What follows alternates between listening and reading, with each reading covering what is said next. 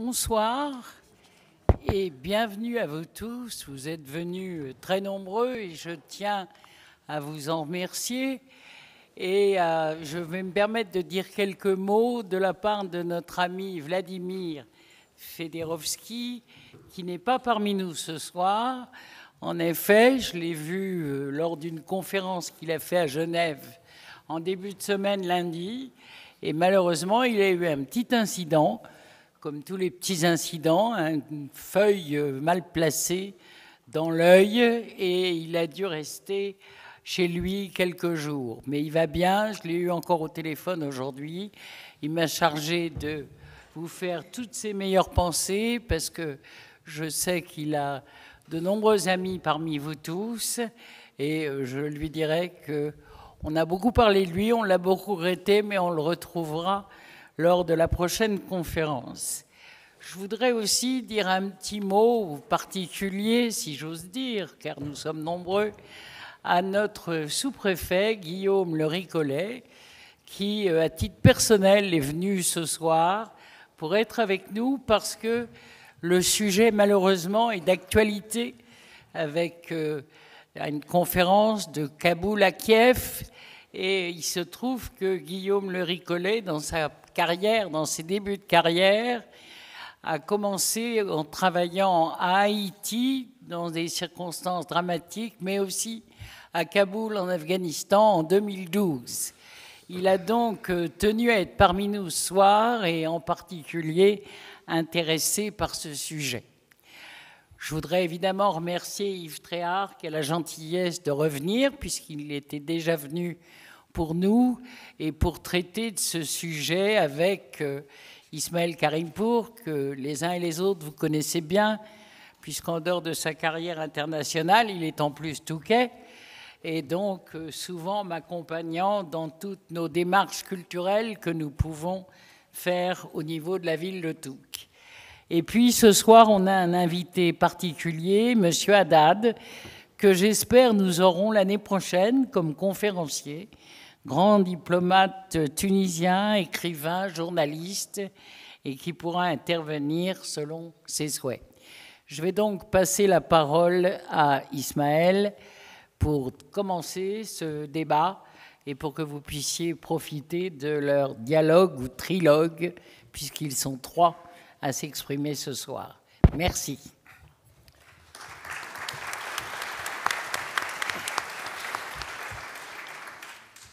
Merci Colette. Mesdames et messieurs, bonsoir. Pour toutes celles et tous ceux parmi vous qui nous font l'amitié d'être présents à nos cycles de conférences, avec Madame le maire et Vladimir Fedorovski, je suis un co-organisateur, co-gestionnaire de ces conférences. Une fois n'est pas coutume, je suis devant vous, l'autre côté de la barrière, et je me prends pour un conférencier. Aujourd'hui, nous allons vous parler d'un thème de Kaboul à Kiev.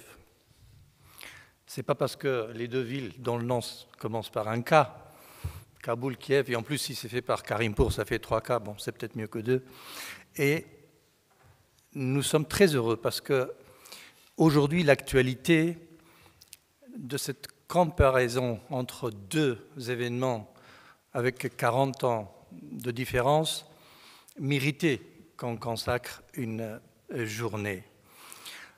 Il ne s'agit absolument pas, en ce qui me concerne, d'une énième conférence ou d'une énième analyse sur le sujet.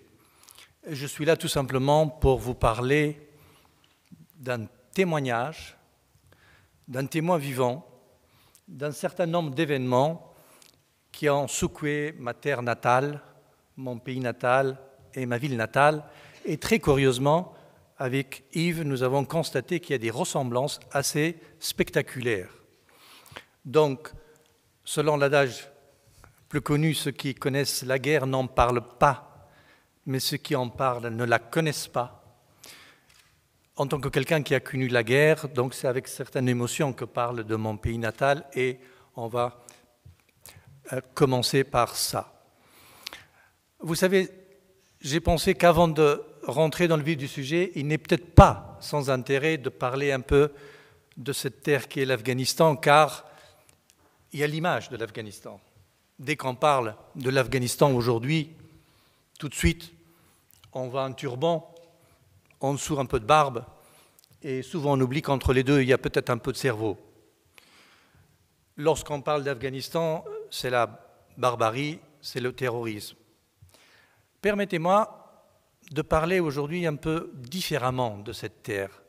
Cette terre qui est devenue l'Afghanistan aujourd'hui a une civilisation, une culture de plus de 3000 ans.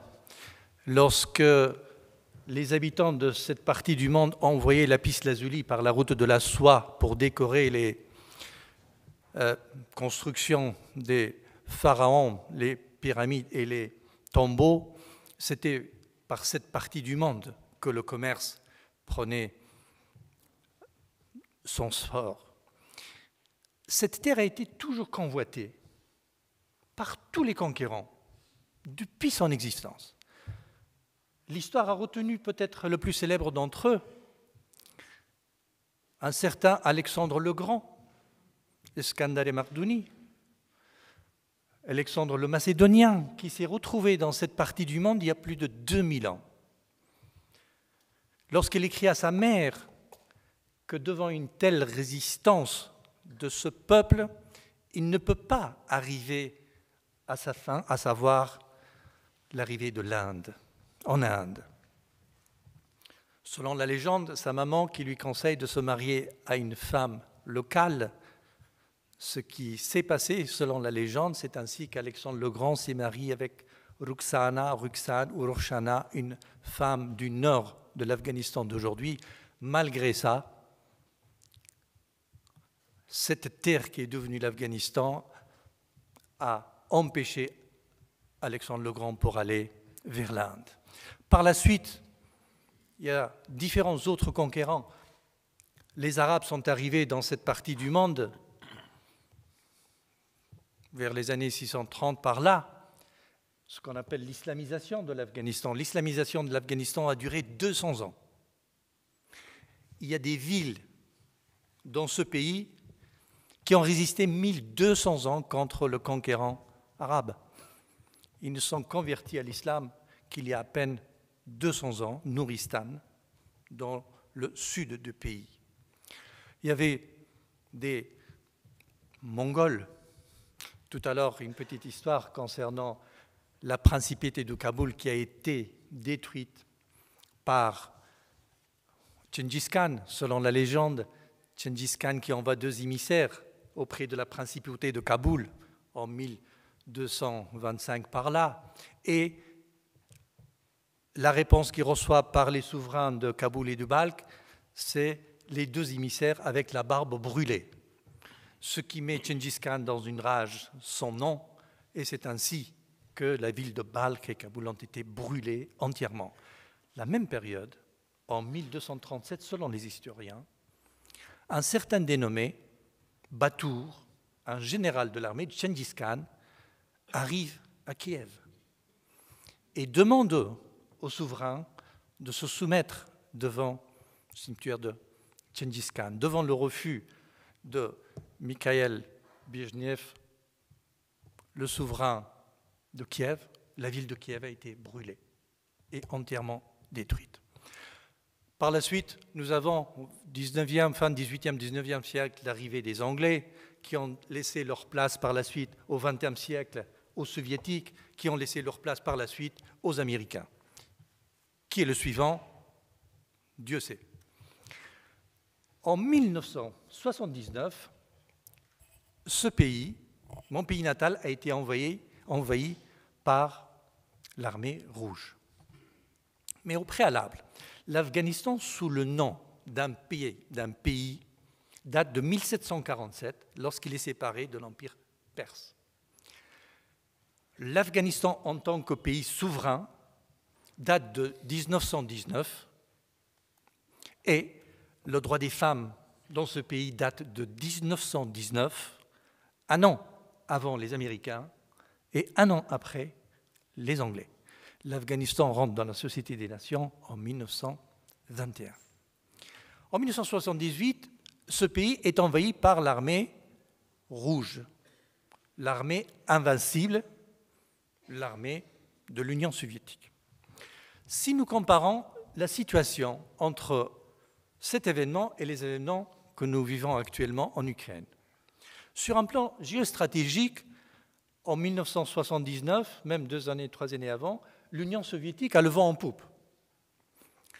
La quasi-totalité des pays dits pays non alignés ont un penché plus clair pour les thèses soviétiques. Nasser, l'Égyptien, Indira Gandhi, l'Indien, David Khan ou Daoud Khan, l'Afghan, Sukarno, l'Indonésien, Saddam Hussein, l'Irakien, ont plutôt une petite faiblesse pour les thèses soviétiques. À cette époque, les États-Unis d'Amérique n'ont pas encore arrivé à restaurer leur image après leur défaite des guerres du Vietnam, bien qu'il y avait des années après. Surtout, les Américains étaient en train de perdre les alliés. La révolution islamique de l'Iran, la perte du Shah d'Iran, qui était un allié ô combien important pour les Américains. C'est dans une telle situation, pour schématiser, que l'Afghanistan est envahi. Revenons 40 ans après. 2018-2022, Vladimir Poutine a le vent en poupe. Il prétend avoir gagné toutes ces guerres. La guerre de la Syrie, Géorgie, les émeutes de Kazakhstan. Et en plus de ça, à chaque fois qu'il a l'occasion, il se présente à côté des grands de ce monde, le chinois, l'indien, le turc. À l'opposé, l'administration Trump a laissé des traces quant à son respect de droit international. Tout le monde se souvient que l'accord nucléaire avec l'Iran a été déchiré. Tout le monde se rappelle que quelques institutions internationales n'ont pas eu ce qu'ils voulaient, que ce soit UNICEF, UNESCO, l'Organisation mondiale de la santé. Malheureusement ou heureusement, je ne sais pas, la guerre de l'Irak a laissé les traces dans les mémoires collectives. Que dire de la sortie des Américains de l'Afghanistan?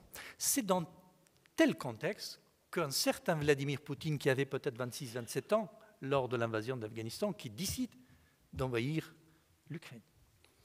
Sur le plan de modalité, comment ça se passe?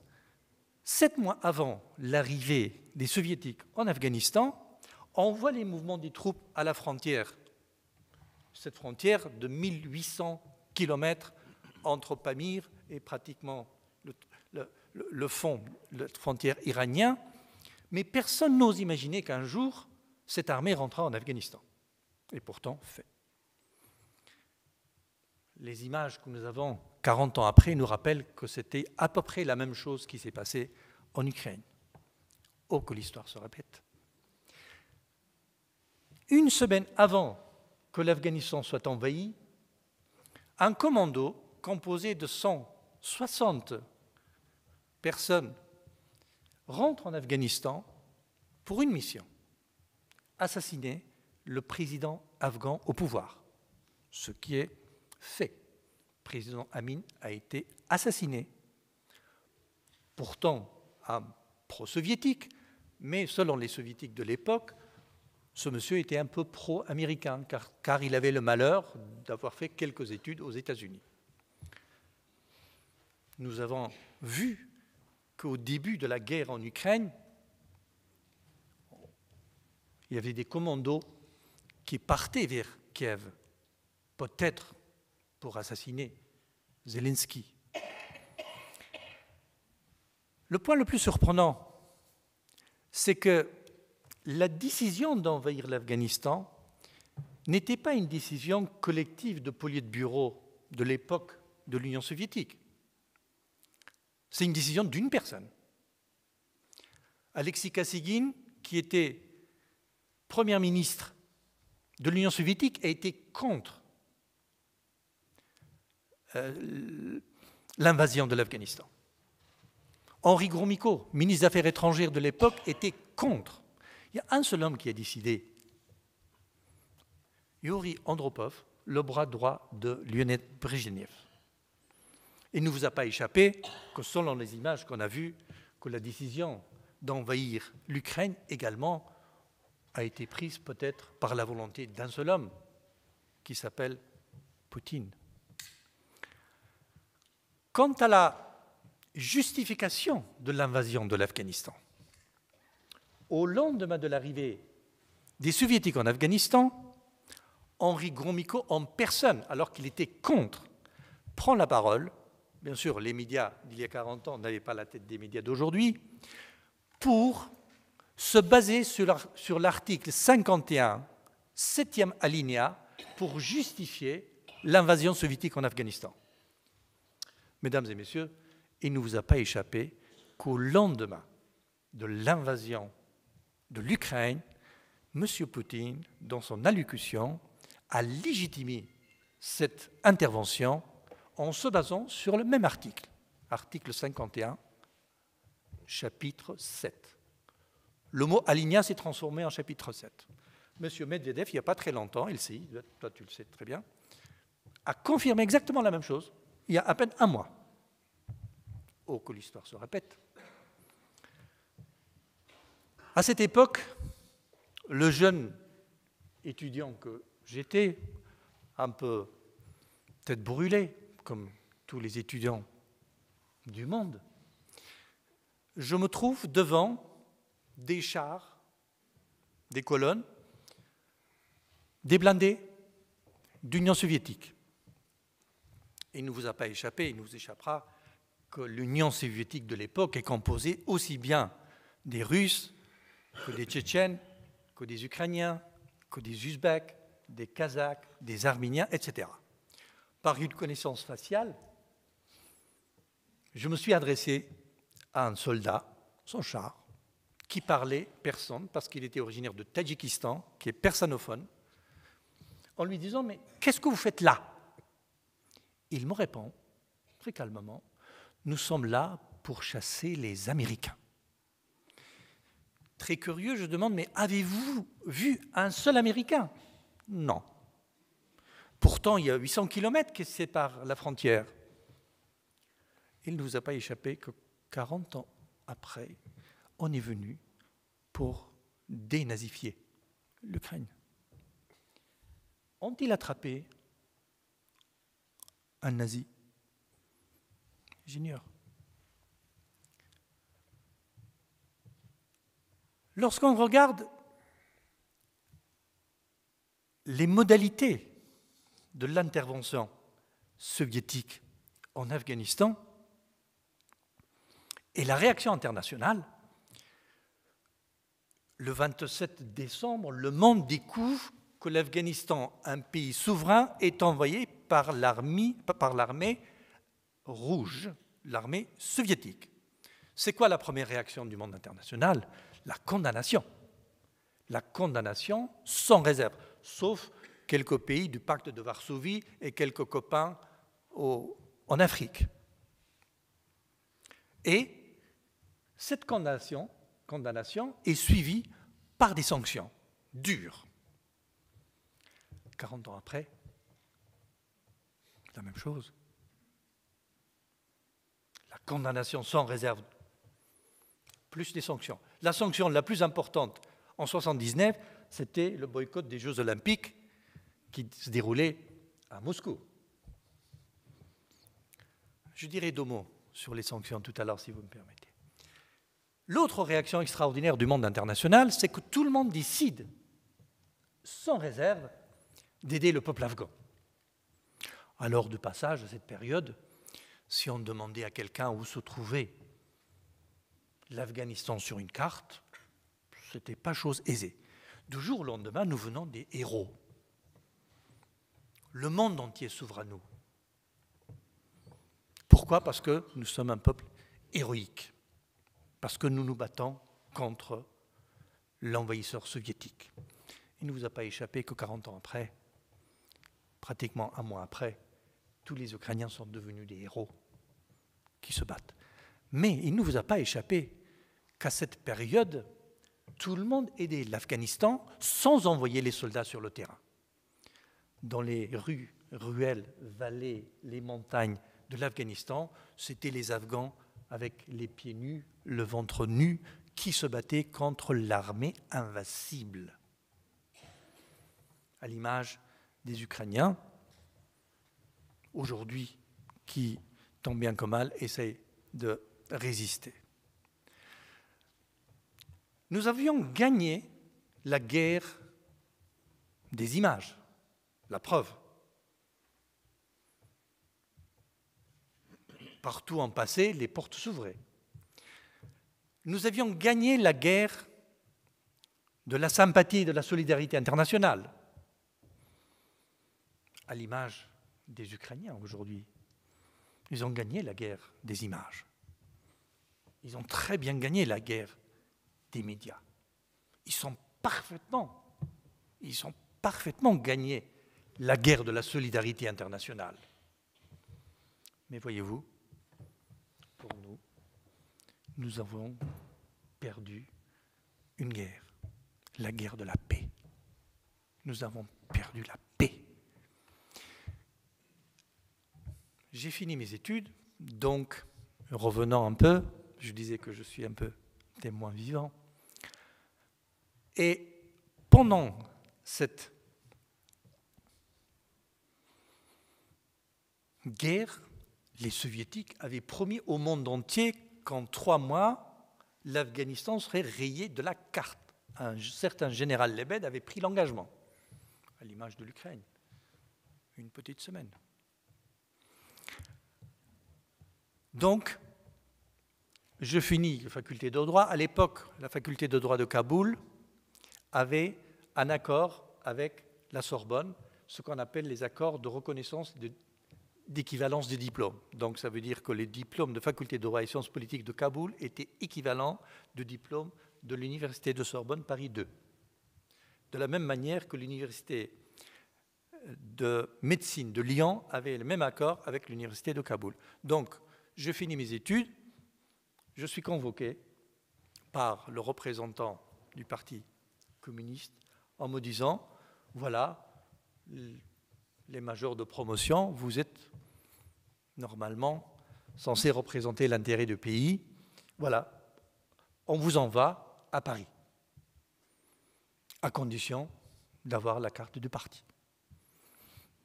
Et jeune étudiant, bien entendu, et si je n'accepte pas? Ah, le front. Si vous rentrez, vivons chez vous. Si je suis là, c'est que c'est pas passé comme prévu, comme pas mal de choses d'ailleurs. Et voilà, je vois ma grand-mère, qui est une femme extraordinaire, à l'image de toutes les femmes du monde, une femme âgée, à qui je demande Bibi John, c'est la mère des mères. Est-ce que tu penses que cette guerre dure? Une femme de 80 ans qui me dit, oui mon fils, cette guerre risque de durer. Pourquoi? Comment tu sais? Et il me dit, tu vois mon grand, si tu vois un jour un petit se faire tabasser par un gros, par un costaud, par un méchant, n'encourage jamais le petit à se défendre. Essaye de les séparer. Tu vois mon petit, dans cette guerre contre l'Union soviétique, tout le monde nous encourage de nous battre. Personne n'est là pour nous séparer. C'est pour cette raison que cette guerre dure. C'est ainsi que j'ai quitté Kaboul, ma ville natale, et c'est ainsi que j'ai eu la chance de découvrir un pays extraordinaire qui est la France, qui m'a ouvert les bras, qui m'a aidé et qui m'a permis de devenir ce que je suis. Un dernier élément, aujourd'hui, dans les médias, quand on parle de l'Ukraine, on parle d'État tampon. Le mot État tampon date de 1889 lorsque les Anglais parlent de l'Afghanistan. L'État tampon, l'État qui sépare l'intérêt de l'Empire tsar russe des intérêts de l'Empire britannique. À l'époque, il n'y avait pas l'Afghanistan, ce pays qui existe, on ne sait pas d'où il vient. Et le même concept aujourd'hui à l'ordre du jour pour parler de l'Ukraine. C'est un État tampon qui sépare l'intérêt occidentaux de l'intérêt peut-être russe. Voilà ce que je voulais vous dire en quelques mots de la comparaison très surprenante entre ce que j'ai vécu, ce dont je suis témoin. Deux mots sur l'aide internationale, mesdames et messieurs. Cette fois-ci, je parle en tant qu'acteur. J'ai l'impression que l'aide internationale, c'est de soutenir les pays et les projets et les entreprises qui sont déjà condamnés à être en faillite par l'argent qui n'existe pas. L'aide internationale, cette conception que j'ai de l'aide internationale. Conférence de Tokyo, conférence de Londres, conférence de Berlin, pour la reconstruction de l'Afghanistan. C'est fantastique devant les écrans de la télé, ces représentants, ces ministres, à moins de 10 milliards, c'est la plaisanterie. Mais une fois que les caméras partent, où sont ces milliards? Pour la partie afghane, la question se pose, il y a certes des milliards et des milliards qui arrivent, sauf que chaque donateur donne cet argent à une entité qui lui appartient. Les Américains donnent cette aide à l'USAID, qui donne à l'équivalent de l'USAID dans la région, là où le pays se trouve. Du passage, c'est entre 32 et 35% frais de fonctionnement. Donc du 100 € qui est accordé, déjà on est à 40 €. Par la suite, les appels d'offres qui sont lancés sont des appels d'offres selon l'exigence du pays donateur. Si vous avez besoin d'électricité, non, il faut acheter les groupes électrogènes, made in le pays donateur, etc., etc., etc. À la fin, ces pauvres, à qui on avait promis des milliards et des milliards, se retrouvent avec un peu d'argent. C'est assez pour corrompre les décideurs. Je ne nie pas la corruption. À cette période, le hasard a voulu que je sois un peu conseiller des Nations Unies. L'arrivée à Kaboul, dans une région, ce qu'on appelle quartier général, dans le quartier général, les frais d'éclairage, d'énergie des Nations Unies, c'est 75 millions de dollars par an. Groupe électrogène, importation de pétrole, entretien, tout le tralala. À cette période, le besoin pour l'électrification de la ville de Kaboul, il est de moins de 45 millions. Lorsque le monde quitte l'Afghanistan, Kaboul souffre toujours de manque d'électricité, avec des milliards et des milliards et des milliards. J'arrêterai mon intervention juste pour vous raconter la prise en charge de l'aspect culturel dans les règlements de conflits et la compréhension des conflits dans le monde. Vous savez, le poker est un jeu qui est pratiqué en Amérique. Je ne parle pas de poker menteur, loin de moi. Mais le poker, c'est quoi? C'est qu'à la fin, il y a un gagnant et que le gagnant emporte tout, y compris votre montre ou le collier de votre femme. Il n'y a pas de partage. L'art consiste à s'allier avec le pigeon à la fin. Il reste 3. Mais lorsqu'on pose la question qui est le pigeon, c'est que le pigeon est soi-même. C'est la règle. Et qu'on associe avec le 3e pour l'éliminer, pour partager après. Ça, c'est un peu les règles. En 1972, les États-Unis d'Amérique découvrent que la Chine de Mao Tse-tung est très proche de l'Union soviétique de l'époque. Ils sont 3 joueurs. Qu'est-ce qu'on fait? Par un génie d'Henry Kissinger, Nixon fait un voyage en Chine. Devant les caméras, ne disent qu'un seul Chine qui existe, Taïwan n'existe pas, oubliez Taïwan, et etc., etc. La Chine s'allie avec les États-Unis d'Amérique et le monde reste le même entre les deux. Aujourd'hui, comment ça se discute les choses? Qui sont les acteurs? La Chine, les États-Unis et la Russie. Pardonnez-moi, je suis français, européenne. En 1972, l'Europe n'existait pas, aujourd'hui, elle existe.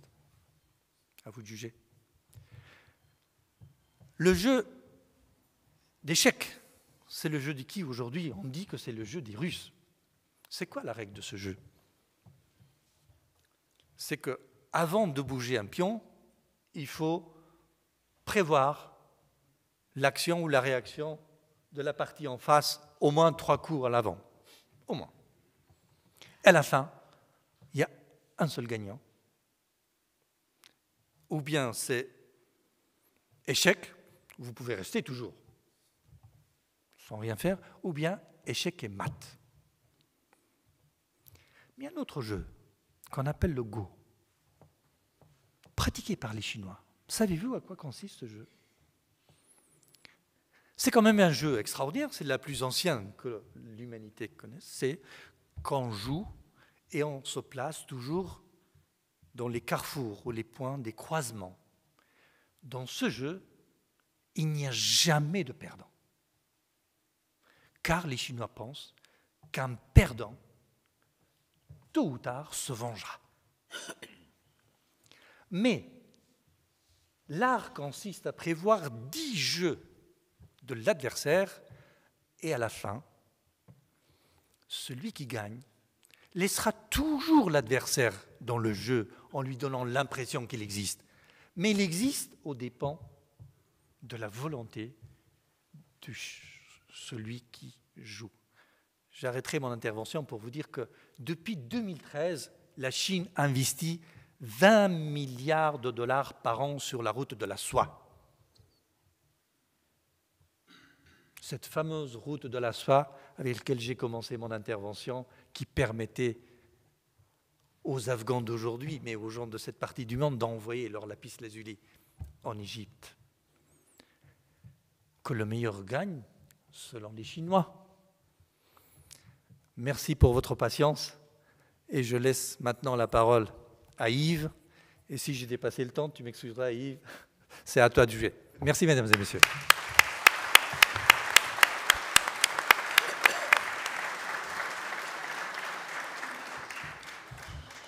Bonsoir. Bonsoir. Merci Colette de m'avoir invité à Touques pour une nouvelle fois. Merci de votre confiance, Madame la maire, comme ça qu'on dit.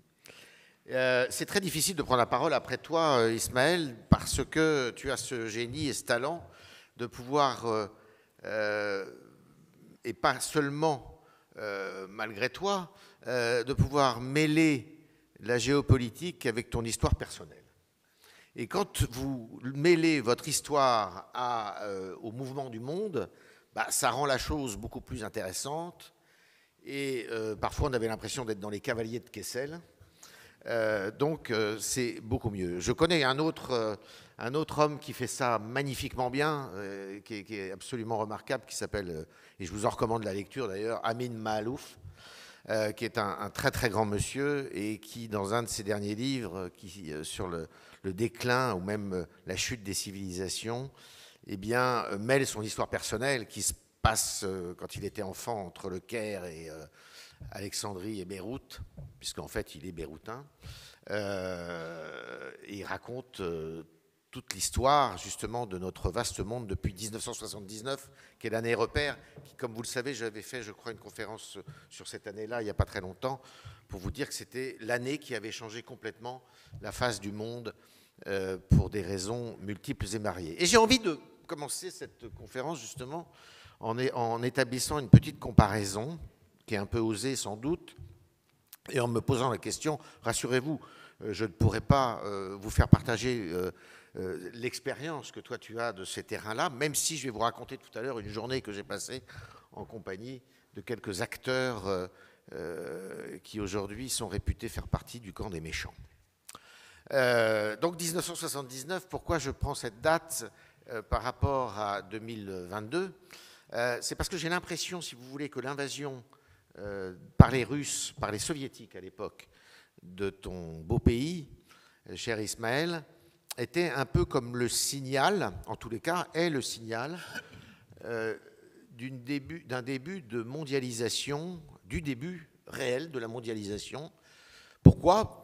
Tout simplement parce que dans le même temps, en 1979, arrive Reagan et arrive Thatcher au pouvoir, et qui sont un peu les symboles de cette accélération des échanges, et que dans le même temps, on va dire qu'en 1979, l'Empire soviétique commence à creuser sa tombe en envahissant ton pays, et que c'est la fin de la glaciation de cette opposition Est-Ouest, c'est le début de la fin, qui va évidemment s'accentuer en 1989 avec la chute du mur de Berlin, et en 1991 avec le 25 décembre 1991 avec la fin de l'Union soviétique, tout simplement. Début de la mondialisation, et j'ai le sentiment aujourd'hui, alors ce que je vous dis c'est mon regard, qu'aujourd'hui on assiste justement à la fin de la mondialisation. La fin de la mondialisation, pourquoi ? Qui a été accélérée évidemment peut-être par la crise sanitaire, mais d'une certaine façon aussi par cette guerre étonnante qui se déroule au cœur de l'Europe, si on considère que l'Ukraine est évidemment partie intégrante de l'Europe, ce qui est le cas, et qui accentue, je dirais, partout dans le monde, ces deux événements, un regain de patriotisme, sinon de nationalisme, et de clairvoyance, comme quoi il ne faut pas uniquement se reposer sur la mondialisation, parce que finalement, eh bien, les routes du commerce peuvent être facilement, je dirais, coupées par les événements. Et donc, c'est comme si l'envahissement de ton pays ouvrait une page, et que cette page était en train de se fermer avec l'envahissement de l'autre pays. Alors, ce qui est assez étonnant aussi, c'est qu'on aurait pu s'attendre à quelques 40 ans d'écart. On aurait pu s'attendre à ce que la guerre qui se déroule aujourd'hui soit une guerre qui ne soit pas du tout une guerre traditionnelle. Vous savez, en Chine, il y a la théorie des trois guerres. En Chine, aujourd'hui, la théorie des trois guerres, c'est quoi ? C'est la guerre psychologique, c'est la guerre du droit, et c'est la guerre de l'opinion publique. C'est-à-dire que vous ne sortez pas les armes, vous ne sortez pas les canons, vous ne sortez pas les fusées, mais vous déstabilisez l'ennemi par ce qu'on appelle en anglais le soft power, c'est-à-dire des moyens détournés qui déstabilisent l'ennemi. Ce que fait d'ailleurs très bien la Chine vis-à-vis de l'Occident, ce que fait parfaitement la Chine vis-à-vis de l'Occident, des États-Unis et de l'Europe, bien évidemment. Et d'une certaine façon, de la Russie aussi. Et pas du tout. Ce n'est pas ce qui s'est produit, parce que nous sommes dans un pays qui s'appelle la Russie, et qui a décidé de faire une guerre on ne peut plus classique, qui ressemble étrangement à une guerre du début du XXe siècle même, avec les mêmes méthodes. Et d'ailleurs, vous avez dans le Donbass des tranchées qui oppose les deux armées. Et la question qu'on peut se poser, c'est pourquoi ce Vladimir Poutine s'est engagé dans cette guerre, qui est une guerre de type traditionnel. Alors je ne vais pas vous répéter tout ce qu'on a dit, tout ce qui a été dit 1000 fois et que vous entendrez sans arrêt à la télévision, c'est qu'il avait sous-estimé son adversaire, c'est qu'il avait mal préparé son armée, et que c'est un fou dément qu'il faut enfermer. C'est pas vrai du tout. D'abord, il n'est pas fou du tout. Et deuxièmement, tout ça est mu par une idéologie très précise, qui est beaucoup plus dangereuse, pardonne-moi, en dépit de ce que tu as expliqué d'ailleurs sur l'invasion de l'Afghanistan, qui était le fait d'un homme, qui n'était pas réputé pour être le plus dur de l'Union soviétique de l'époque, parce que Yuri Andropov était considéré comme étant justement, c'est pour ça qu'il est peut-être mort d'ailleurs, un des plus raisonnables du Politburo, contrairement à Brejnev et à d'autres, qui étaient beaucoup plus radicaux. La différence entre les deux périodes, c'est qu'à votre période, justement, à la période de 1979, l'Union soviétique, il y avait une structure d'État, et il y avait des généraux, et il y avait des hommes politiques qui étaient capables d'arrêter celui qui voulait aller trop loin. Aujourd'hui, l'appareil d'État russe est considérablement désorganisé, et je doute de trouver quelqu'un qui puisse arrêter la main de Poutine. Et ça, c'est une des grandes différences qui existent entre les deux périodes. La guerre soviétique en Afghanistan a duré 10 ans. Elle a été suivie après par les Américains. La guerre russe en Ukraine, je ne sais pas si elle durera 10 ans, parce que justement, elle n'a pas, un homme ne va pas pouvoir soutenir tout ça. Et s'il fait cette guerre, c'est pour des raisons qui sont assez peu exposées. Et moi, je vais vous raconter mon histoire que j'ai vécue, parce que j'ai eu la chance de passer pendant une bonne journée, de passer une journée avec M. Lavrov et avec Mme Maria Zakharova, qui est cette très jolie femme que vous voyez apparaître de temps en temps à l'écran, blonde, qui prend la parole souvent en qualité de porte-parole du ministère des Affaires étrangères russe. Je trouve que j'ai passé une journée avec elle dans sa datcha, à quelques 100 km de Moscou, en compagnie de son mari de l'époque, qui depuis a été prié de dégager, et de ses parents. Et le père de Maria Zakharova était ambassadeur de l'Union soviétique à Pékin pendant l'Union soviétique, et il parle français comme vous et moi. Alors que Maria ne parle pas français, et que M. Lavrov, qui est d'origine géorgienne et arménienne, ne parle pas français non plus. Et j'ai repris mes notes récemment de cette journée que j'avais passée avec eux, parce que j'avais pris beaucoup de notes. Et les notes que j'avais prises, c'est une haine de l'Occident, comme rarement j'avais entendu. Comme quoi on est un pays, une région du monde, américain, européen, complètement dépravé, incapable,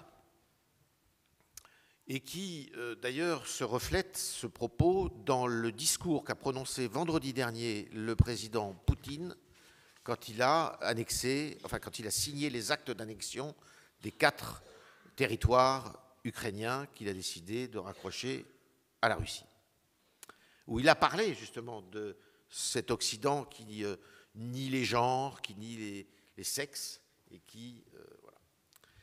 Et donc, cette haine, elle est extrêmement virulente.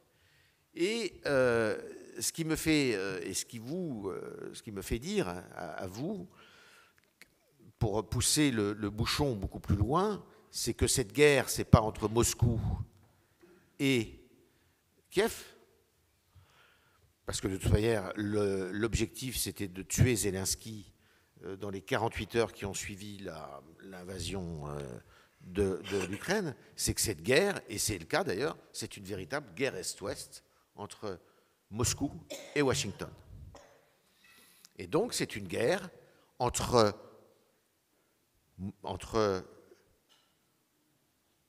la Russie slave et l'Occident chrétien, catholique, protestant, catholique, judéo-chrétien, d'une certaine façon, et que cette guerre-là, il compte bien la mener jusqu'au bout.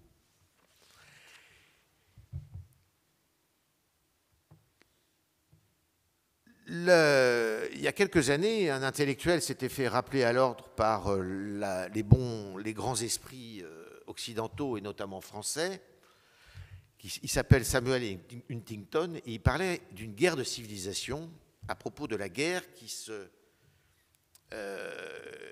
existe et dont Mézery est un des meilleurs spécialistes entre l'Occident et le monde arabo-musulman et le monde islamiste,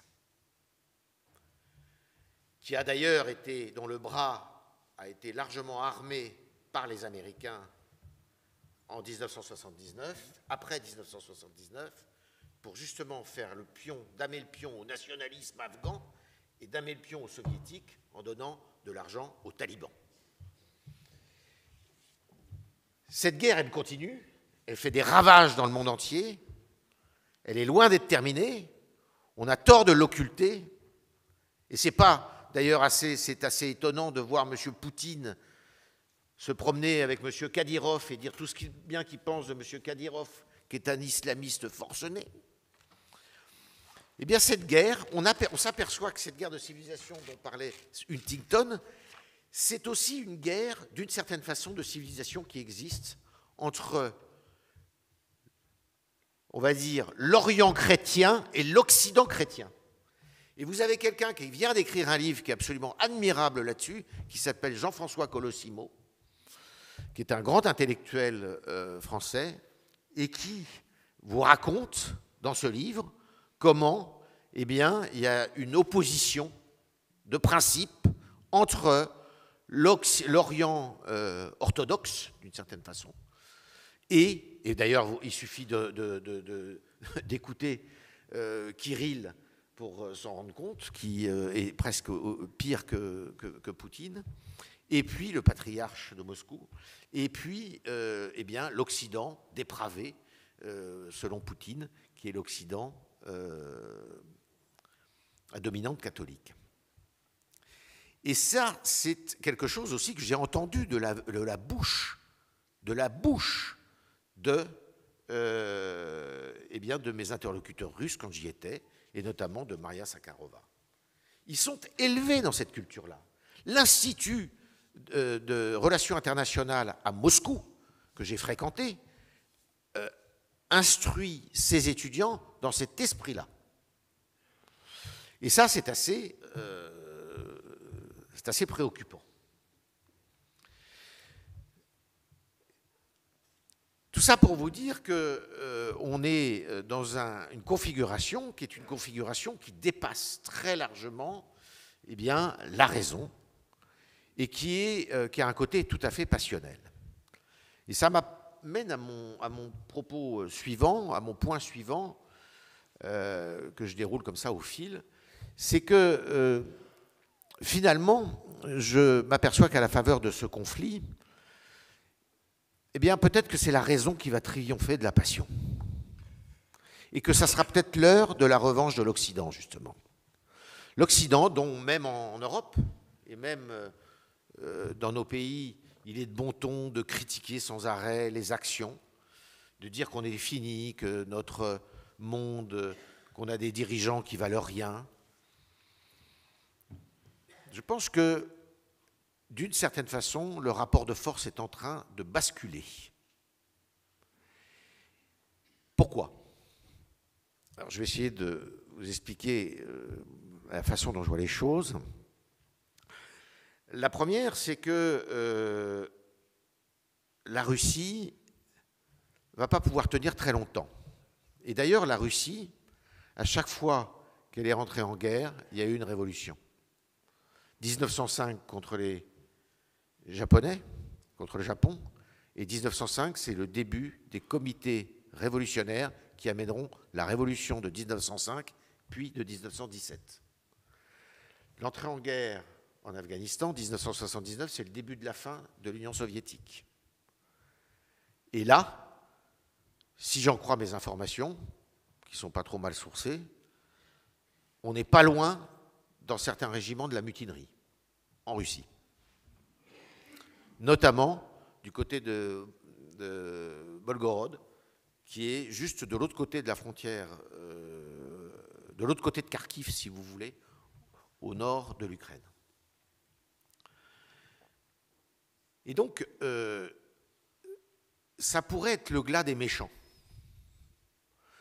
Les méchants, c'est qui? C'est la Russie, et je ne pense pas que la Russie puisse tenir très longtemps. Les méchants, c'est qui? C'est l'Iran. Et je ne suis pas persuadé que l'Iran puisse tenir encore très, très, très longtemps.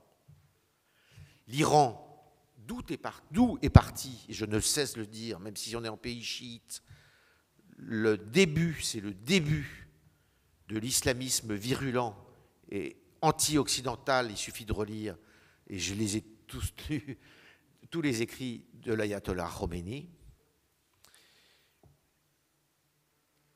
Je ne crois absolument pas que la Chine puisse, de quelque façon que ce soit, venir au secours de la Russie. Elle a besoin d'ordre pour faire son commerce. Elle n'a certainement pas besoin de désordre. Et de toute manière, elle a d'une certaine façon, elle-même, et Moscou ne s'en rend pas compte, déjà annexé une grande partie de toute la bande sud de la Russie, avec les routes de la soie.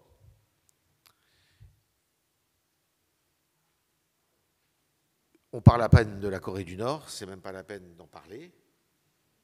Et les autres pays qui essayent de montrer les muscles n'ont aucune force, je dirais, pour le faire. Alors évidemment, il reste cette menace, parce que même si l'Iran, ça se dégrade, il reste la menace islamiste qui va continuer à peser dans le monde, surtout s'il y a un esprit de revanche qui peut naître ici ou là. Donc moi, je suis assez optimiste, si vous voulez, sur la suite des événements. Et je trouve que c'est d'une certaine façon montrer à la face du monde et montrer à la face de tous ceux qui critiquent que l'Europe, l'Union européenne, et merci M. Poutine, l'Union européenne n'est pas une espèce de récipient vide, sans pouvoir et inactif. Et d'une certaine façon, Poutine, il a fait que l'Union européenne est restée soudée pour aider l'Ukraine et pour se défendre face à l'invasion, au coup de boutoir russe. Ça avait commencé avec la crise sanitaire, mais je pense qu'aujourd'hui, ça pourrait se poursuivre à la faveur de ce conflit. Donc il faut arrêter de se faire harakiri. Et on n'a aucune raison de douter de la démocratie face à des pays dont on sait que de toute manière, que ça se finira mal. Et ça se finira mal. Les empires ne se construisent que par le consentement. Ils ne peuvent pas se construire dans la violence. Et les empires que nous promettent les autres, que ce soit l'empire des frères musulmans de M. Erdogan, que ce soit l'empire de M. Poutine, que ce soit l'empire de M. Xi Jinping, que ce soit l'empire qui est bien malade des Perses, ces empires-là, ils appartiennent au passé. Ils n'ont aucun avenir. Mais ça, vous ne l'entendrez pas à la télé. C'est tellement plus facile de se faire harakiri et de se dire qu'on est mauvais. Eh bien non, On n'est pas si mauvais que ça. Et il n'y a pas de meilleur régime que la démocratie. Donc voilà, c'est sur cette note-là que je voulais insister dans cette évolution de Kaboul à Kiev, avec 2 ou 3 repères que je voudrais vous donner pour étayer un peu ce que je vous disais sur cette fin de la démondialisation, qui n'est évidemment qu'une formule et qui n'a qu'une réalité relative. Mais je voulais vous donner 2 ou 3 considérations sur les incidences que cette guerre, qui est une guerre... Alors, c'est à la grande différence, et tu as eu raison, Ismaël, de rappeler à l'époque la solidarité qu'on avait avec le peuple afghan, mais j'ai quand même le sentiment que la guerre qui s'est produite à cette époque-là était une guerre, pour nous en tous les cas, qui était lointaine. On s'en occupait assez peu, néanmoins. La solidarité était pesée au trébuchet, et que ça restait une guerre régionale. Alors qu'aujourd'hui, on peut considérer que la guerre qui se présente là, la guerre qui se présente à l'est de l'Europe, est une guerre qui peut avoir une résonance mondiale. Pourquoi ? Parce que c'est une guerre qui oppose Russes et Américains, ce qui était quand même à peu près le cas aussi avec vous, mais beaucoup Russes et Américains, parce qu'il y a aussi le mot de nucléaire qui est prononcé et qui n'était pas à l'époque, et ce chiffon nucléaire qui est agité de part et d'autre, d'ailleurs, par les Américains et par les Russes, je doute qu'il ait une suite pour des raisons qu'il n'y a aucun mouvement du côté russe de maniement de quoi que ce soit de l'appareil, de l'outil nucléaire, et que l'outil nucléaire, ce n'est pas un bouton sur lequel on appuie et qu'il n'est pas uniquement dans la main de Poutine, il y a beaucoup de monde autour, et que les Américains veillent de très très près, les Anglais et les Américains et les Français aussi d'ailleurs, à ce qui se passe du côté des têtes nucléaires russes. Moi, il y a 2 choses qui m'inquiètent beaucoup plus, si vous voulez, dans l'immédiate, c'est le ralentissement économique de la planète. Avec un changement qui va être considérable pour l'Europe notamment, ça va être le ralentissement de l'Allemagne, qui va être dans une situation qui, à mon avis, est très compliquée, parce que l'Allemagne se rend compte que finalement, le modèle allemand qu'on nous a tout vanté, il est très dépendant et de la Chine et de la Russie pour ce qui est de son approvisionnement énergétique. Et comme la Chine va avoir des temps difficiles ces mois prochains, parce qu'elle ne sort pas de la crise du coronavirus, vous avez encore des régions entières qui sont fermées, vous avez encore des entreprises qui n'ont pas repris le travail, et la Chine n'arrive pas à se sortir de cette crise sanitaire. Le modèle chinois de lutte contre le Covid, qui était loué au début du coronavirus, souvenez-vous, ben voilà, ça donne ça aussi. Mais ça, personne n'ose trop le dire, hein, c'est trop. On a tellement critiqué ce qui se passait dans nos contrées, ben nous, on en est quand même sortis. Donc l'Allemagne, c'est un problème majeur, à mon avis, pour l'avenir de l'Europe. Et la Chine, c'est un problème majeur pour l'avenir de l'économie mondiale. Alors qu'à mon avis, les États-Unis risquent de s'en sortir un peu mieux. Voilà, alors c'est un propos peut-être un peu iconoclaste, assez positif pour notre vieux continent, mais je tenais à le dire parce que j'en ai assez d'entendre tout ce que j'entends sur nos faiblesses, sur le fait qu'on ne sait pas faire, sur le fait qu'on a une armée qui est... Je vous rappelle d'ailleurs que les canons César, c'est quand même ce qui fait un malheur actuellement en Ukraine d'ailleurs, c'est ce que nous avons livré aux Ukrainiens, en petite quantité certes, parce qu'on n'arrive pas à en produire beaucoup, mais on n'a pas du tout à se voiler et à se cacher la face. Merci à vous.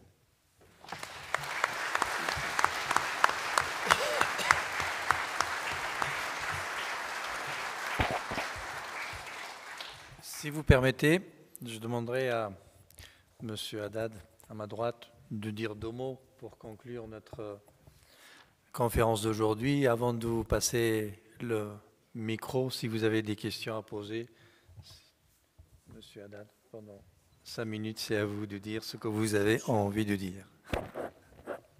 Je ne suis pas venu de si loin pour dire 2 petits mots, cher ami. Je vais en dire beaucoup plus. Jusqu'à ce que le public où Madame la maire m'intime l'ordre d'arrêter. Au moins c'est clair. J'ai écouté de façon attentive et intéressée ce qui a été dit par vous, cher ami, et par Yves, et je vais faire scandale. Malheur à celui par qui le scandale arrive, n'est-ce pas? Merci, Madame la maire, de nous réunir dans ce lieu de culte, et je le vois, de culture. J'espère que ce genre de lieu restera en France pour l'éternité. Je me souviens du grand imam de la mosquée de Paris, une déclaration il y a une dizaine d'années à la télé. On avait parlé d'une église qui tombe en ruine et on avait fait un appel pour la vendre. Et ce grand imam de la grande mosquée de Paris s'est porté candidat pour l'acquérir, la restaurer et la transformer en mosquée. Nous sommes dans le sujet, cher ami. Je ne suis pas sûr, Yves, que l'antagonisme auquel nous assistons oppose d'une part la civilisation que tu as appelée slave ou orthodoxe et la civilisation chrétienne, catholique, protestante, judéo-chrétienne. Je pense qu'il oppose que le premier élément de cet antagonisme est certainement la civilisation russe, chrétienne, orthodoxe, et de l'autre côté, je n'en suis pas sûr, je suis plutôt sceptique. Je pense, allez, je vais vous le dire, puisque je voudrais faire scandale, qu'il oppose de l'autre côté un monde qui n'est plus chrétien, malheureusement. Un monde, disons, néo-païen. C'est là où Poutine a peut-être raison. Je n'ai pas écrit ce livre pour dire que Poutine est un héros, ni pour défendre ce qu'il a fait. J'ai été diplomate et je croyais, en tout cas je faisais semblant de croire au droit international. Nous n'avons pas le choix. Raymond Aron, l'illustre, l'avait dit. Faute de mieux, il faut des règles internationales. Le monde, y compris celui qui a été asservi, l'Afrique, le monde arabe, d'où je viens, n'est-ce pas, vous l'avez compris. Nous sommes prêts, jusqu'à ce jour, de nous soumettre au droit international, à condition qu'il soit international. En d'autres termes, qu'il exprime la justice, l'équité et les intérêts de l'ensemble des peuples de cette planète, et non pas des États-Unis d'Amérique, c'est-à-dire le Léviathan. Ce qui ne va pas aujourd'hui, c'est cet ordre mondial qui a fait beaucoup de mal à l'humanité. Ce à quoi nous assistons, et je te rejoins Yves, c'est vrai, la fin de la mondialisation. Et je m'empresse de dire la fin de la mondialisation unipolaire sous l'égide, sous le commandement, sous les oukases du Léviathan américain. Là, nous sommes quasiment certains que nous arrivons au terme de cet ordre international décrété, la première fois en tout cas, conceptuellement, par George Bush père en 91. Il avait parlé du nouvel ordre mondial. Nous avons vu ses conséquences. D'abord en Yougoslavie, où on a détruit un ensemble de pays, où on a fait naître au cœur de l'Europe un État islamiste, si vous voyez ce que je veux dire. Et ensuite, on s'est occupé à l'américaine de l'Afghanistan. Les convergences, je l'apprends, il y a convergence entre Kiev et Kaboul. Mais il y a une convergence qui n'a pas été relevée. C'est que le pays destructeur est le même, c'est-à-dire le Léviathan américain. Il faut le dire, parce que nous vivons des moments, certains rigolent, d'autres analysent, d'autres ratiocinent sur les plateaux de télévision, et tout le monde parle d'une troisième guerre mondiale nucléaire avec le sourire.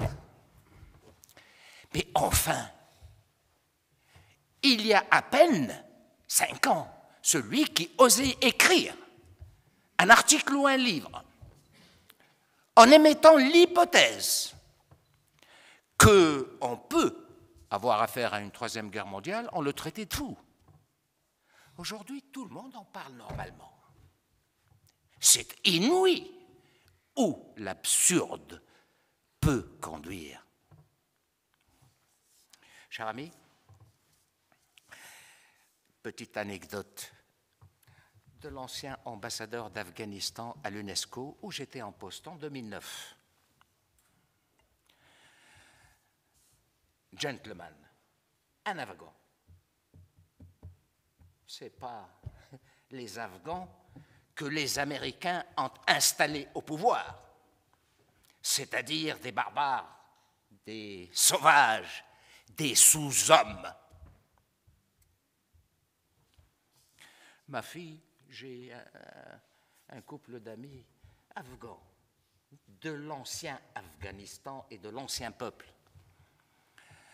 au Canada, qui sont venus me voir il y a 3 ans, et ma fille, qui ne savait pas, ou qui est connaisseuse via le téléphone et les plateaux de télévision. Quand elle les a vus avec leurs enfants, elle m'a dit « Mais papa, ils sont normaux. Ils sont normaux. Ah oui, mais bien sûr qu'ils sont normaux. Ils sont même normaux, vous l'avez dit tout à l'heure, bien avant que les États-Unis d'Amérique investissent la normalité et ordonnent sa normativité à l'univers.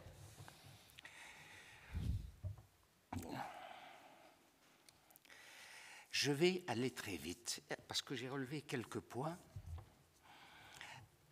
J'ai déjà parlé, en réplique à ce que tu as dit, mon cher Yves, nous sommes les meilleurs amis, mais on n'est pas toujours d'accord. Et ça dure depuis des années. Hein. Eh oui. Je crois qu'on est d'accord sur l'essentiel. Oui. L'essentiel. Il y a un monde incontestablement slave, orthodoxe, chrétien. Il tient à son authenticité. Il veut rester dans son être. Il ne veut pas changer. Et ça ne se passe pas uniquement en Russie. Il y a des sociétés, des peuples, des civilisations qui ne veulent pas de la civilisation mondialiste. Et c'est quoi cette civilisation mondialiste, justement?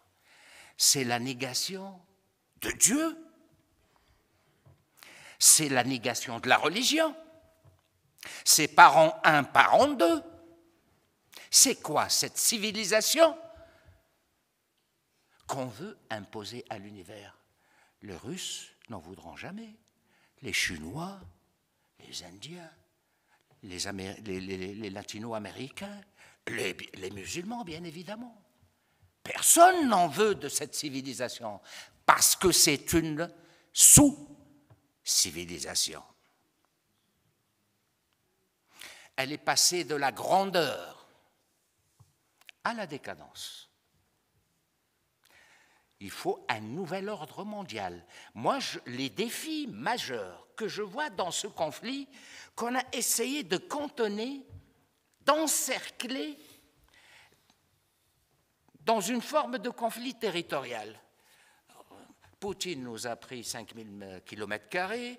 Là, j'apprends que les Ukrainiens ont conquis 2000 km². Et chacun y va avec 100 mètres, n'est-ce pas, tous les jours. Il nous a pris, on a repris. Et puis des armes, des armes. Donnez-nous des armes. Armez-nous.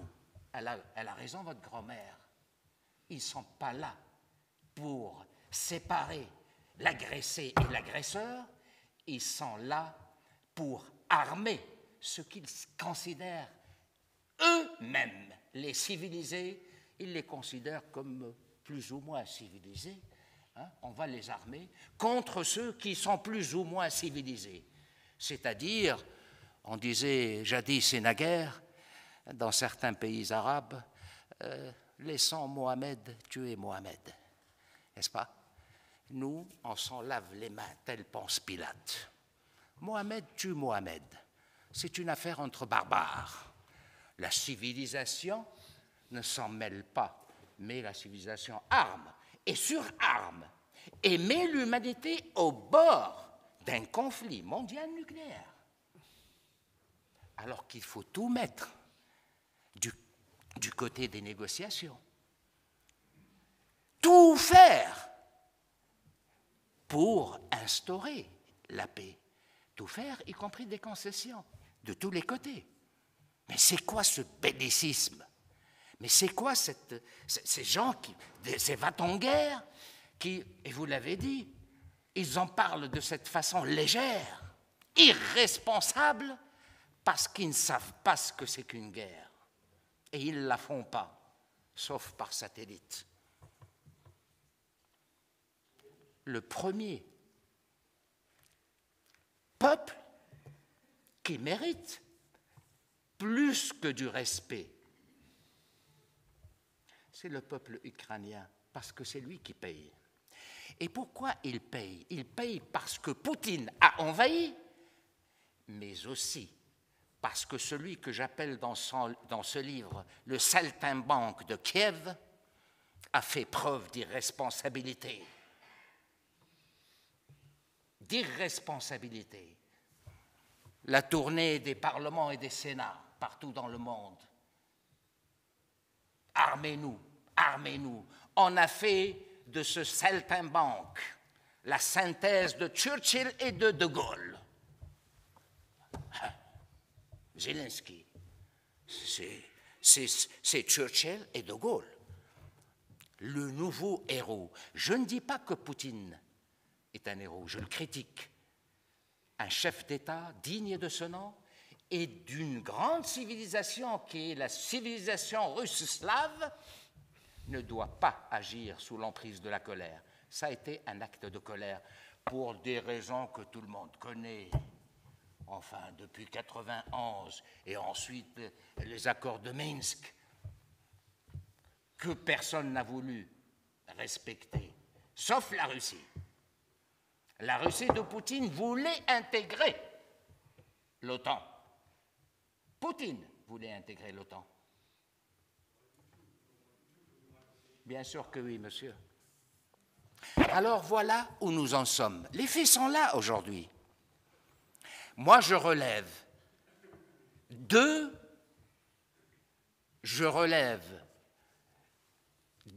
faits majeurs.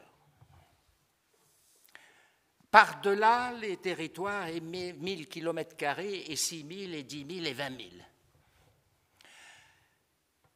Quel ordre mondial l'humanité désire? Un, ça se joue aujourd'hui. Et pour quelle civilisation? Et pour quelle? Je sais, mais je sais. Et pour quelle civilisation? Moi, Attendez, madame, s'il vous plaît, on finit. on finit dans... Pardonnez-moi, s'il vous plaît. Donc, juste, s'il vous plaît, je reviens dessus, s'il vous plaît, un instant. C'est tout à fait normal que chacun s'exprime en son nom. Ce n'est pas parce que on laisse les gens parler qu'on est d'accord ou on n'est pas d'accord. L'engagement de chaque intervenant n'engage aucunement la position de la mairie. Le temps passe, donc malgré tout, vous avez encore 3 minutes, s'il vous plaît, pour conclure. Et juste une précision, le sujet d'aujourd'hui, c'était de Kaboul à Kiev. Merci de respecter cet ordre, le reste en viendra. Merci.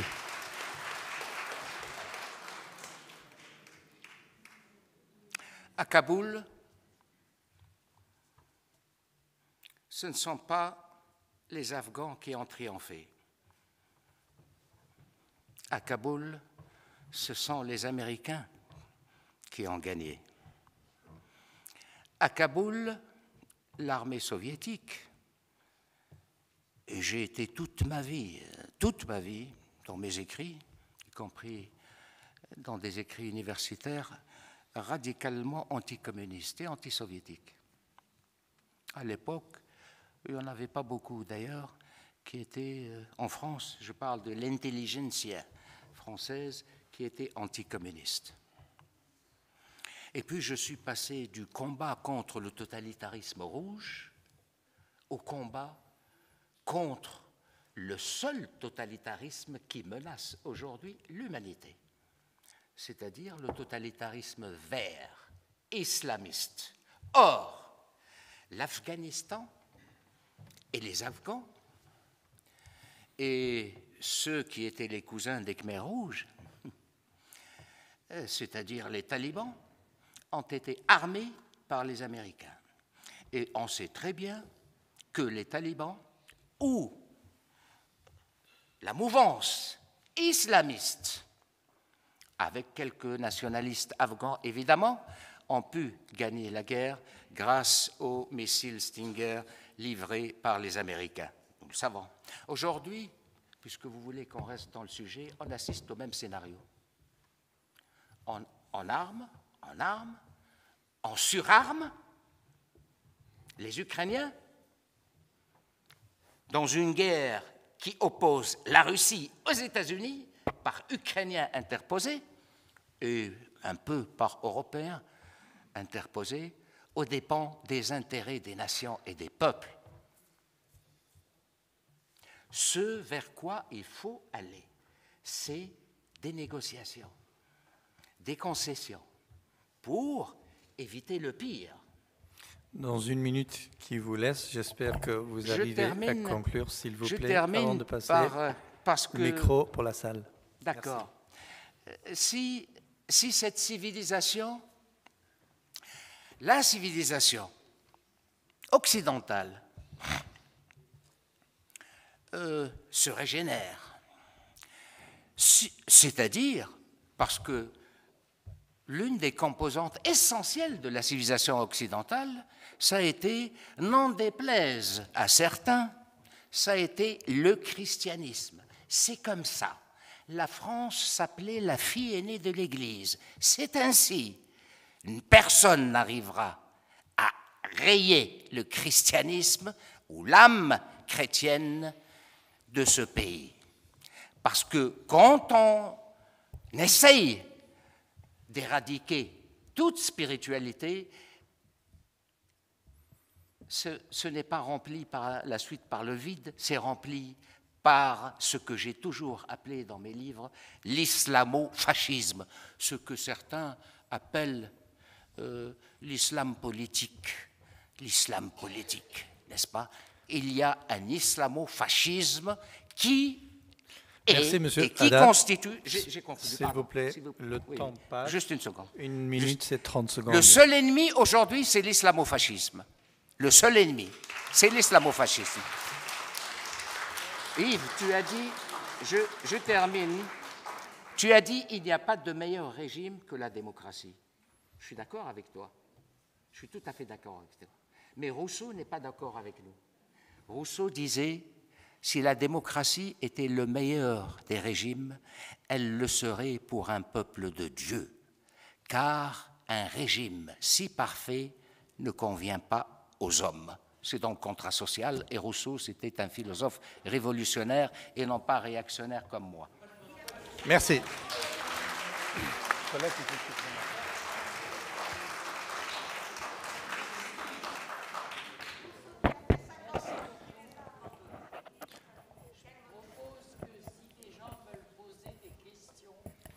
Il y a un micro donc qui est le là. sujet, qui est donc, je le rappelle, de Kaboul à Kiev. Je vais vous envoyer le micro. Il est où le micro? Fanny? Ah, tenez.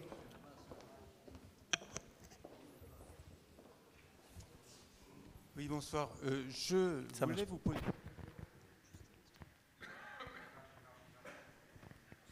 Oui, c'est meilleur.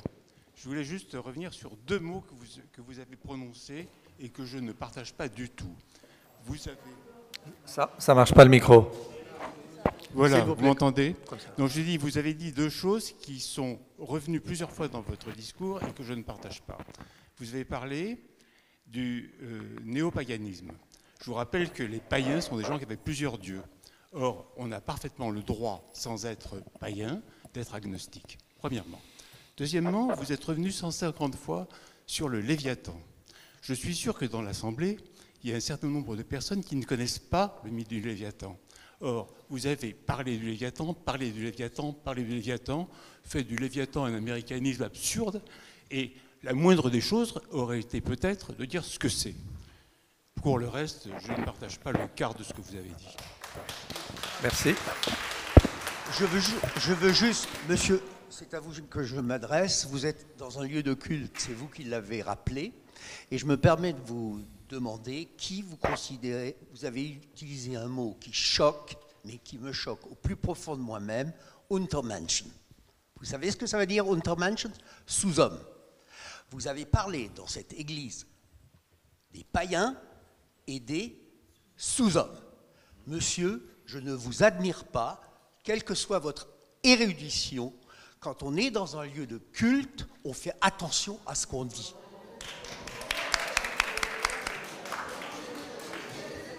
Je peux répondre? Mais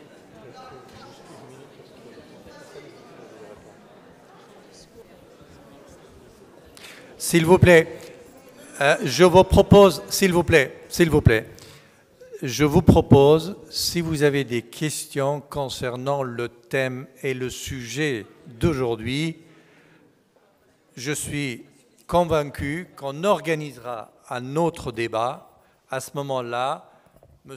Haddad sera notre invité. Il vous parlera de sujets qu'il décidera. Mais pour le moment, pour les 15 minutes qui nous restent, s'il vous plaît, les questions concernant le sujet d'aujourd'hui. Je vous remercie. Allô, vous m'entendez? Voilà, en décembre 1979, j'étais à Moscou et tout était calme, tout était parfait. Je suis revenu au mois de janvier à Paris, on avait l'impression que la guerre allait éclater, que c'était vraiment la fin du monde. En 80, j'étais aux Jeux Olympiques et grâce aux Américains, on a eu des très très bons hôtels. En même temps, une petite précision, que vis-à-vis des Russes, ce n'est pas l'Occident vraiment, c'est plutôt les Anglo-Saxons qui sont la menace et l'objet de leur animosité. Voilà. Je voudrais savoir ce qu'en pense M. Tréhard. Les Anglo-Saxons et pas vraiment l'Occident. Oui, enfin, pas tout à fait quand même, parce que... alors, sur votre témoignage, évidemment, mais si vous voulez, l'émoi qu'a causé l'invasion de l'Afghanistan par les chars soviétiques a duré un temps, quoi. Puis finalement, après, on est passé à autre chose. En 1981, Mitterrand arrive au pouvoir. Bon, voilà.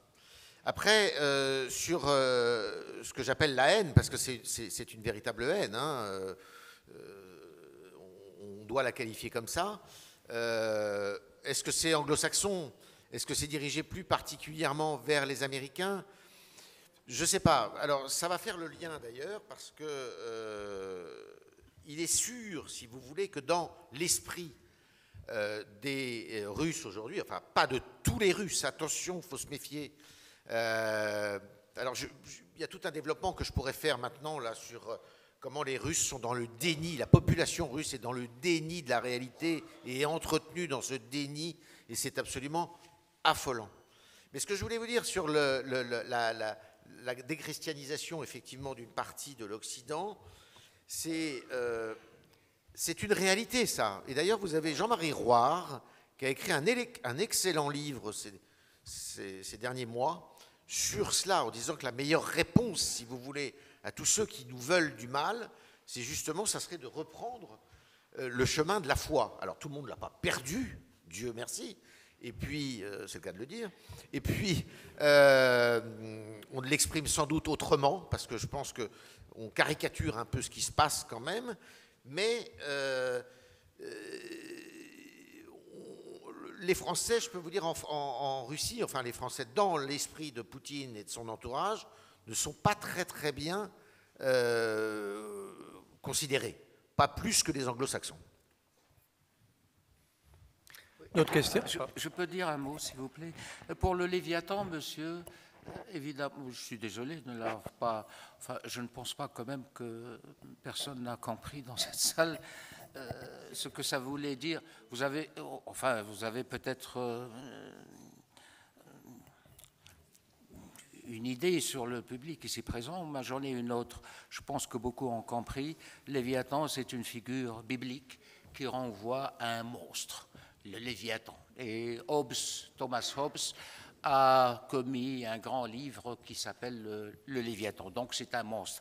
Monsieur, si vous considérez, vous, que le Taliban et le Daeshien et le Tchétchène qui a décapité en France Samuel Paty, si vous les considérez comme des hommes, moi je persiste et signe, je les considère, monsieur, dans ce lieu de culte et de culture, comme des sous-hommes. Ça veut dire quoi? Ça veut dire qu'ils ne se reconnaissent pas dans l'humanité. Ça veut dire qu'il leur manque une part d'humanité qui fait que ces hommes auraient pu accéder au stade et à la nature humaine.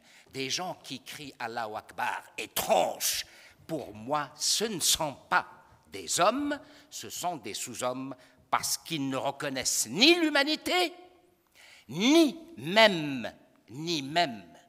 l'homme ou la femme ou l'enfant qu'il vient de décapiter. Chacun est libre. Encore Chacun une question. S'il vous plaît. Une question, monsieur Fournier. Non, pas Fournier.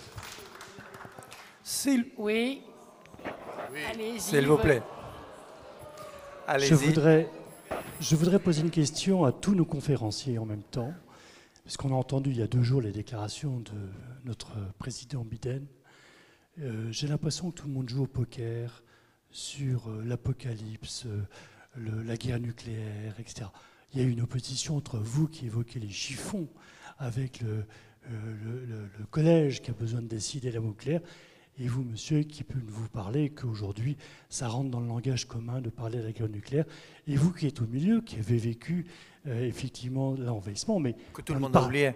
Quand tout le monde a oublié, et on ne parlait pas à l'époque autant de la partie nucléaire. Et puis vous avez lié ça par rapport à la déchristianisation, par rapport à tout ce qu'on entend dans les médias sur on est au bord de l'apocalypse, et puis les médias en rajoutent des kilos.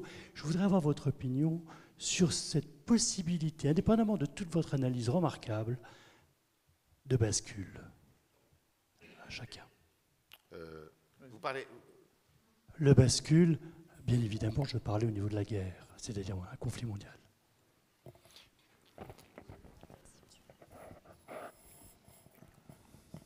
Malgré mon attention, je n'ai pas très bien compris votre question.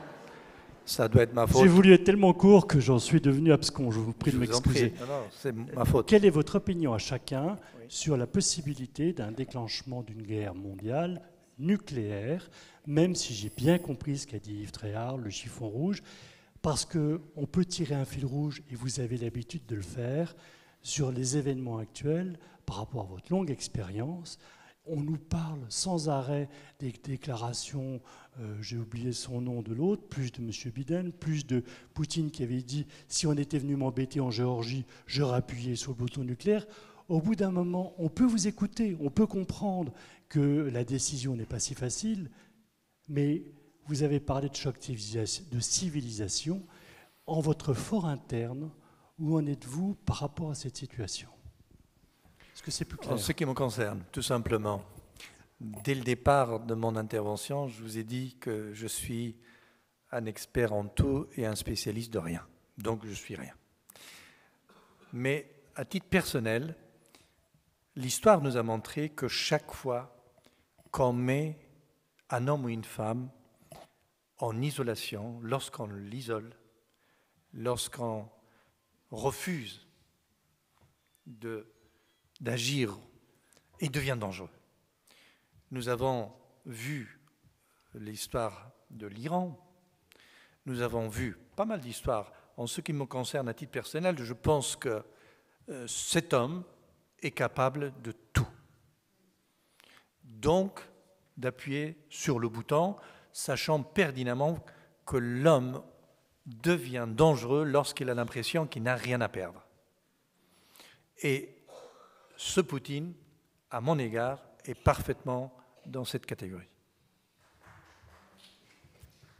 Alors, personnellement, il y a ce qu'on ressent et, je dirais, il y a la technique.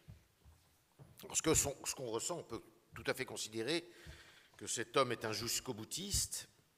De toute manière, il a tout à perdre et donc rien à perdre. Et je reste persuadé que l'Ukraine sera son cercueil.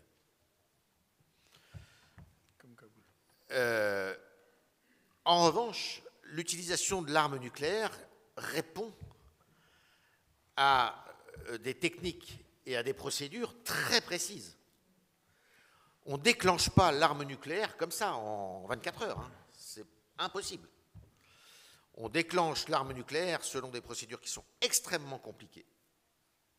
Et vous ne pouvez pas la déclencher seul, d'un côté comme de l'autre. Et l'arme nucléaire, elle est faite pour ne jamais faire la guerre. Évidemment. Ce qu'il faut se retirer de la tête, c'est de penser que la Russie, héritière de l'Union soviétique, est dans un état de délabrement économique assez important, n'a pas entretenu son arme, à l'image de son armée, qui est une armée de Bourbaki, telle qu'on la voit aujourd'hui sur le terrain ukrainien. C'est faux. Cette arme a été entretenue. Première chose. Vous avez des très grands scientifiques en Russie, vous avez des très grands spécialistes du nucléaire en Russie, ils sont là. En revanche, je pense que l'arme nucléaire, elle fait partie, même dans la tête de Poutine, elle fait partie de l'argument de négociation, enfin de l'argument de propagande et d'intimidation. Voilà ce que je peux en dire aujourd'hui. Et donc, il ne faut pas non plus, je dirais, l'heure est suffisamment grave, elle est suffisamment difficile pour ne pas non plus en rajouter. Mais journalistiquement, c'est tellement simple. Vous savez, on fait une une avec rien. Hein. Nous avons la chance d'avoir parmi nous un grand journaliste, un grand spécialiste des médias. Depuis tout à l'heure, je vois qu'il essaye de poser une question, mais personne ne lui tend le micro. Bonsoir, Monsieur Tréhard. Allez-y, s'il vous plaît. Après, vous pouvez. Merci. Bonsoir, Monsieur Tréhard. Bonsoir. Bonsoir, messieurs, dames. Moi, ce qui me fait peur dans l'histoire du nucléaire, effectivement, comme vous dites, appuyer sur le bouton, c'est pas aussi simple. Mais ne pensez-vous pas que M. Poutine pourrait se servir de l'arme nucléaire via Zaporijjia et sa centrale, ce qui serait encore plus grave parce que à l'époque de Tchernobyl, j'habitais Strasbourg, on m'a bien expliqué que ça s'était arrêté au Punkel. Hein, les radiations. Oui, et oui. on nous a vendu des champignons et de la salade tranquillement, et il y a plein de gens qui sont malades de la thyroïde depuis. Donc, moi, ce qui me fait plus peur, c'est la centrale de Zaporijjia, dans le sens où, déjà, c'est moins... on ne sait pas où vont les vents, on ne sait pas comment ça peut se propager, et c'est beaucoup plus facile de faire quelque chose là-bas, quoi. Alors, vous avez raison, parce que, d'après moi, c'est plus par là qu'il faut appréhender le sujet. C'est effectivement plus par des frappes qui pourraient toucher une centrale nucléaire, un réacteur nucléaire, que par le déclenchement de l'arme à proprement parler. 2-3 choses. La première, c'est que la centrale de Zaporijjia n'a rien à voir avec la centrale de Tchernobyl. Ce n'est pas du tout le même type de réacteur. Ça, c'est la première chose. La deuxième chose, c'est que je ne crois pas non plus qu'il joue à ça. Je doute qu'il joue à ça. Et je ne sais pas s'il va en avoir le temps, de toute manière. Question ? Allez-y. Oui, alors, pardon. Je voudrais juste rappeler une chose. C'est qu'il y a la guerre et que quand il y a la diplomatie, tout ce que vous avez dit, ce qu'on a fait vis-à-vis de la Russie, oui.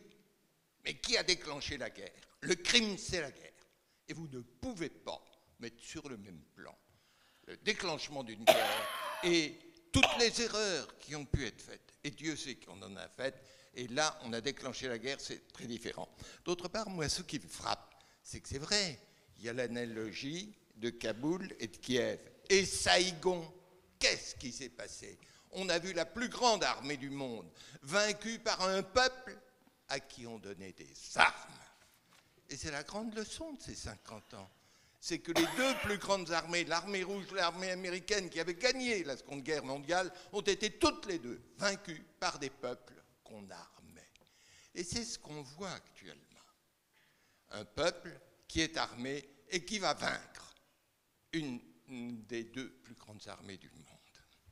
Seulement, il faut faire attention, c'est que ces peuples trouvaient la force de se battre dans des idéologies islamistes, idéologies communistes. Et là, pour la première fois, un peuple se bat avec comme seule idéologie la démocratie, les droits de l'homme et l'amour de sa patrie. Et ça, c'est tout à fait extraordinaire. On ne pensait pas que la seule démocratie pouvait encore mobiliser un peuple. Et tout à coup, elle le fait. Et vous avez tout à fait raison. La démocratie est aujourd'hui un pari insensé parce que, pour la première fois, on a une civilisation qui n'a plus de transcendance. On ne sait plus dire aux gens pourquoi ils vivent, pourquoi ils mourront. Et on ne sait pas si on peut faire vivre une démocratie sans avoir, vous avez raison, une transcendance, une religion.